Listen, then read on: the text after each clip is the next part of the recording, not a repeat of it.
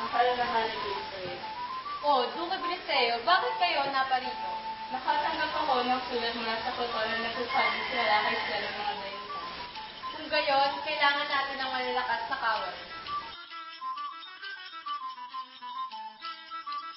At sino naman yung kasama mo? Mahal na hari, sa tong anak kong si Florante.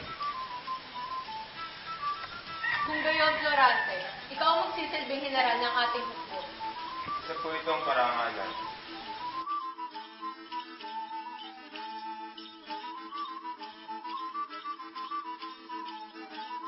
At ito nga pala ang anak kong si Laura.